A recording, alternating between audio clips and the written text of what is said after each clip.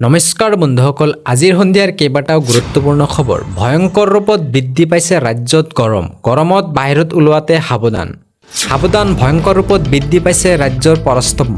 পুৱাৰ ভাগতে প্ৰখৰ ৰদে জ্বলা কলা খুৱাইছে ৰাজ্যবাসীক। ঘৰৰ পৰা বাহিৰ হ'ব নোৱাৰা পৰিস্থিতি সৃষ্টি হৈছে।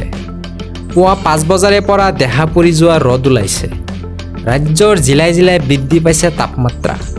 গুৱাহাটীত তাপমাত্ৰা 37 ডিগ্ৰী, কামৰূপ গ্ৰাম্যত তাপমাত্ৰা হৈছে 36 ডিগ্ৰী, বৰপেটাৰ তাপমাত্ৰা 36 ডিগ্ৰী, নগাঁৱত তাপমাত্ৰা 37 ডিগ্ৰী, গোৱালপাৰাত তাপমাত্ৰা 36 ডিগ্ৰী, ধুবুৰীত তাপমাত্ৰা হৈছে 36 ডিগ্ৰী, বঙাইগাঁৱত তাপমাত্ৰা হৈছে 36 ডিগ্ৰী, নলবাৰীত তাপমাত্ৰা 37 ডিগ্ৰী, মৰিগাঁৱত তাপমাত্ৰা 37 ডিগ্ৰী, শোণিতপুৰত তাপমাত্ৰা 37 ডিগ্ৰী, যোৰহাটত তাপমাত্ৰা 36 ডিগ্ৰী, লখিমপুৰত তাপমাত্ৰা হৈছে 37 ডিগ্ৰী।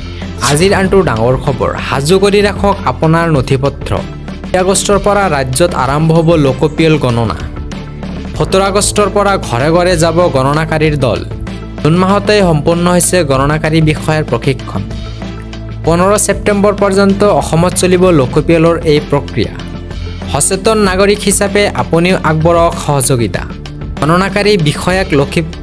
গণনাকাৰী বিষয়াক লোকপিয়লৰ প্ৰক্ৰিয়াত দেখুৱাওক এই নথিপত্ৰবোৰ। গুৱাহাটীত সংঘটিত হ'ল এক বাছ দুৰ্ঘটনা, কিয়নো গুৱাহাটীত দিনকে দিনে বৃদ্ধি পাইছে গ্ৰীণ বাছৰ দৈৰাত্ম্য।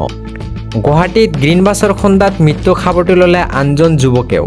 নিশা চিকিৎসাধীন অৱস্থাত মৃত্যু জ্যোতিৰ্ময় দাস নামৰ যুৱকজনৰ। শুক্ৰবাৰে ফাঁচী বজাৰত 2 স্কুটি আৰোহীক মহতিয়াই নিছিল গ্ৰীণ বাছে। গ্ৰীণ বাছৰ খুন্দাত থিতাতে প্ৰাণ গৈছিল আকাশ বৰৰ নামৰ যুৱকজনৰ। জ্যোতিৰ্ময়ক সংকটজনক অৱস্থাত লৈ যোৱা হৈছিল চিকিৎসালয়লৈ। চিকিৎসা চলি থাকোঁতে নিশা মৃত্যু সাৱটি লয় জ্যোতিৰ্ময় দাসে। বন্ধুৰ সৈতে ফুৰিবলৈ গৈ ঘৰলৈ উভতাৰ পথত শোকোৱা ঘটনা।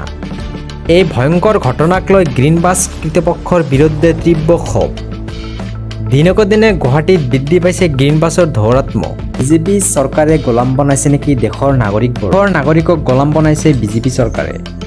বিৰোধ প্ৰতিবাদ কৰিলে নাগৰিকক গ্ৰেপ্তাৰ কৰে এই বিজেপি চৰকাৰে। চৰকাৰৰ সিদ্ধান্তক সমালোচনা বিৰোধ কৰিলেই কিয় ভাবুকি দিয়া হয়। ভয়ত এতিয়া বিৰোধ কৰিব নোৱাৰা হৈছে নাগৰিকে। আন্দোলন কৰিবলৈ ভয় কৰা হৈছে দেশৰ নাগৰিকবোৰে। চৰকাৰী সিদ্ধান্তৰ বিৰোধ কৰোঁতে নাগৰিকৰ এইটো এটা অধিকাৰ। প্ৰশ্নকাকত ফাদিল হ'লে চৰকাৰৰ সমালোচনাই কৰিব নাগৰিকে। বিৰোধ কৰিলেই গোচৰ দাখিল কৰিব নেকি এই চৰকাৰে। বিজেপি চৰকাৰৰ বিৰোধ কৰিলেই গোচৰ দাখিল কৰিব নেকি। প্ৰশাসন মুখ্যমন্ত্ৰী প্ৰধানমন্ত্ৰীৰ সেৱক নহয়, আৰক্ষী আৰু প্ৰশাসন হৈছে জনতাৰ সেৱক। বিজেপি চৰকাৰৰ তীব্ৰ সমালোচনা বম্বে উচ্চ ন্যায়ালয়ৰ। ন্যায়াধীশ মাধৱ জামদাৰৰ তীব্ৰ ধমক ভাৰত চৰকাৰৰ। দেশৰ নাগৰিকক গোলাম বনাইছে নেকি এই চৰকাৰে।